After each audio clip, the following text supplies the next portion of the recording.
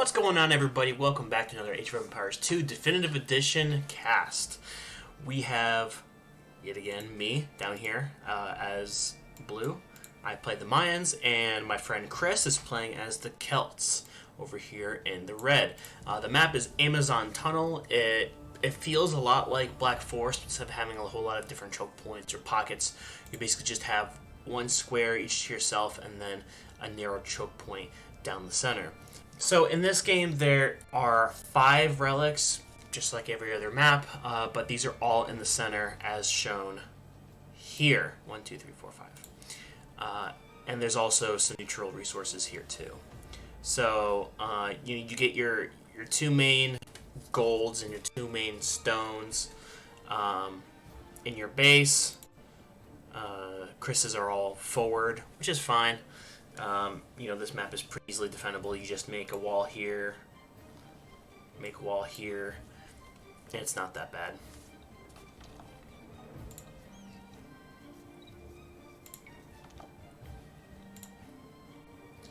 So we're just going to speed it up here a little bit, just because it's the beginning stages of the game, so there's not too much going on. I have 8 on food. No wood, no gold, no stone, no nothing. Just pure food. Meanwhile, Chris has already started to put a mill on the berries, as well as a lumber camp, but not chopping any wood. Just getting the straggler trees. Meanwhile, 7 on food. And then you have me. Finally building lumber camp. Going to have 2 on wood to start off. Got a lot of food in the bank already.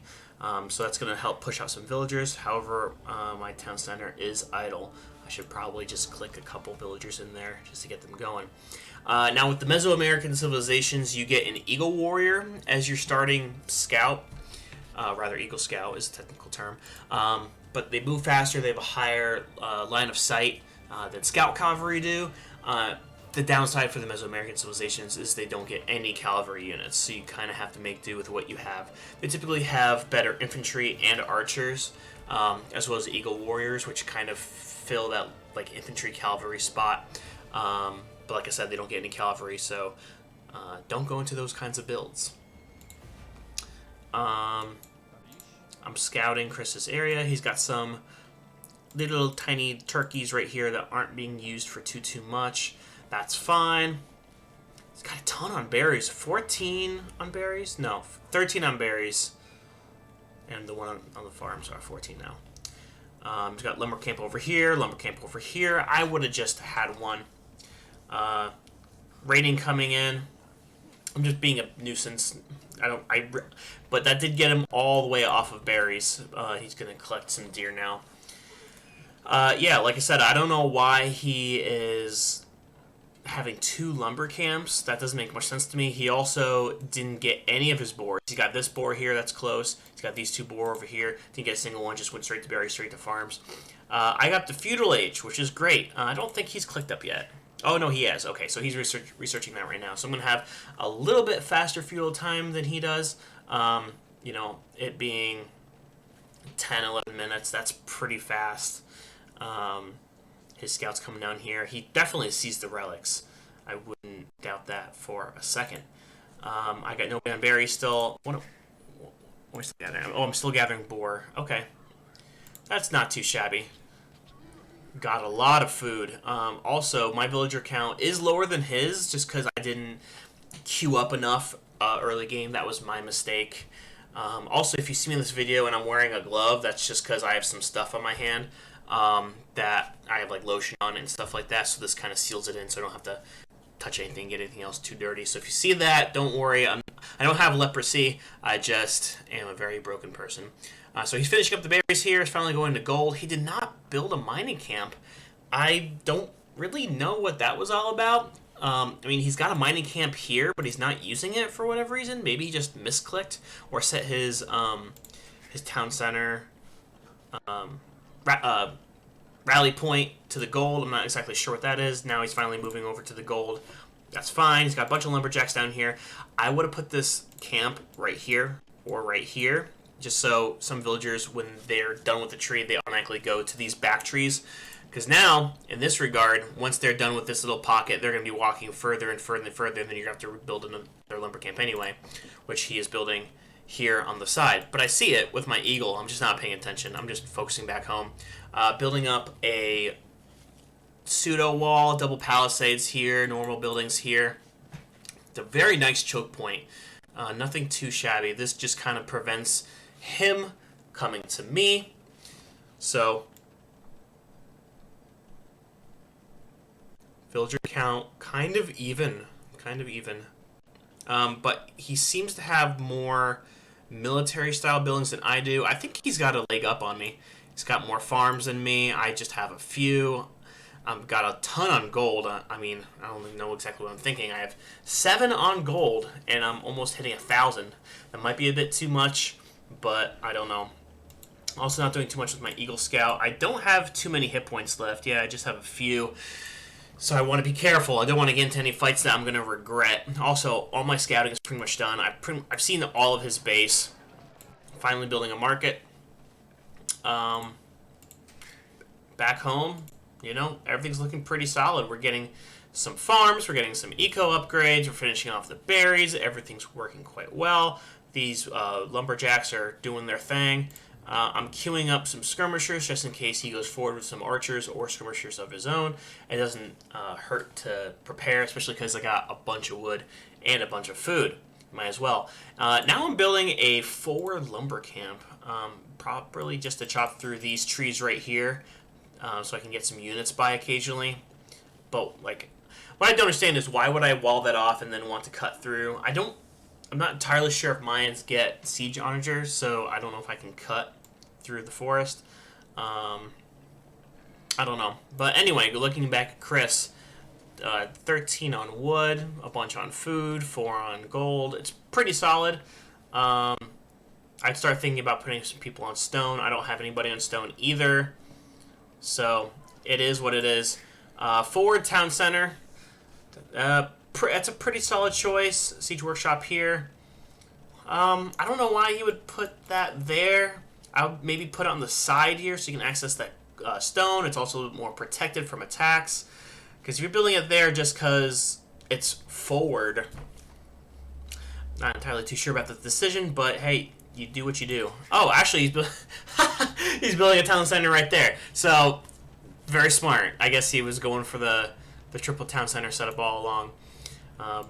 Pretty smart, actually. I'm just on 2 town centers. I just wanted to get this one here because of the deer and the stone. I should probably be looking more into wood income so I can add more farms, but I'm kind of slowing down a bit. Meanwhile, Chris is just booming. He is doing his thing with farms, building all the military buildings he can just in case, taking this boar way too far from the town center. That was not a very good pull. Yeah, see what I'm saying about all these villagers now have to walk super far in order to get their wood. He's sending a monk out to get those relics. That's pretty wise of him. I don't think I've built a monastery yet. No, I have not. So he's going to get the upper leg on those relics, which I am slow to do. But I have a ton of resources. I got, 1,400 food, 1,500 gold. Things are looking pretty good for me. I still have my Eagle Scout back here. He should probably send, some of these archers to come take care of me because I'm just walking around exploring everything he has, completely unfettered, completely untouched. Meanwhile, I have my skirmishers out here because I know he's going to come after these relics eventually. Building a forward mining camp, I don't think that's a good idea. Just take this stone right here. You have it right underneath the town center. It's really not that big of a deal. You also have 7 on stone here, so I don't know why you would build a forward one and then just leave. Maybe for the future, but I can just come knock it down anytime. He sneaks out another relic from under my nose. That is not, that's not good for me. Oh, he probably built the mining camp here just so he can scout this relic, but build a house. It's 25 wood. A mining camp is 100. Meanwhile, I'm coming out with my monks to grab those relics, and I built 2 instead of his 1, so he's going to be a little bit slower than that. So I don't know why Chris's name is Kenneth McAlpin. That's kind of odd, but yeah, I just noticed that. I don't know why his name's like that. Sending forward some scorpions. Those are going to clean up my archers pretty well. And monks cannot convert siege units because they technically count as buildings. So you have to research a special technology in order to do that. But he only sent forward a couple. He only killed like one or two. No, yeah, he only killed one. He killed one skirmisher. I mean, I'm building forward castle. He's going to see that. Now that's on the map. So, effectively, by putting up this castle, I'm denying the stone resource. I'm also cutting off this path for the gold over here. So, I just want to lock that down. He has one defensive castle, that's a pretty good placement. Second castle right there, too. He just making sure that this wood line... I guess he's putting production buildings here, which is fine. I would have put that castle right here, just to knock off all this entrance up here, and as well as this gold, maybe a little bit protection for this town center. But double castle here is fine. He's protecting all of his back production units, so I can't sneak in the back. It's pretty smart. Meanwhile, I just have the one up here, surrounding with stone walls to prevent units coming under. I am researching murder holes, so it's going to be a moot point anyway. But it's just that added layer of protection that they have to bonk through, and even if they do bonk through, it's only going to be a one-tile space for them to enter. Back home, I'm just taking a whole bunch of different resources. I'm taking all this wood, I'm taking all this gold. I got a bunch of farms. I got 25 people on farms. Many, many, many on gold. I want to, as mines, you want to go into plumed archers usually. They're kind of slow for an archer unit, but they have really good attack, not so good range, but they're powerhouses. And I already got a bunch in the castle as we speak. And these skirmishers are cheap, they don't mean anything, so I'm just kind of... Oh, conversion coming in. Meanwhile, Woad Raiders, streaming from the castle, Woad Raiders will just clean them up. And meanwhile, he's sending one by one forward. Building another mining camp here. I'm also not sure why he did that. He's already got one here. And don't build one unless you're going to be able to defend it. Mangonel's coming out. They do wonders against Woad Raiders. Like, infantry and archers just crumble to siege. And he built those, and I'm just taking them back down. Sending forward a little army, but little does he know, I have a castle here filled with plumed archers. And if you didn't know, castles will just shred scorpions. Like, one shot, boom, dead. It's just a lot of wasted resources, a lot of wasted opportunity. He should amass an army and then send it forward instead of it streaming one by one out like this, because they're just dying instantly. That one castle shot took out the scorpion and the monk. That's how many arrows are being fired. Coming out with trebuchets and plumed archers. I should probably come out with a couple more military units, especially because I got all these barracks. I'm making Elite Eagle Warriors, which is the most upgraded version of them. In the old Age of Empires game, you could only get up to Eagle Warriors, but I think AoE II HD version on Steam added not a bug fix, but a hot fix so that you can make Elite Eagles. Same thing with Definitive Edition. Back home, economy's pretty good. Got a lot of reseeded farms. I should probably build some more houses right here, but the wood income is solid. And the presence in the middle is solid too. He's not making any pushes.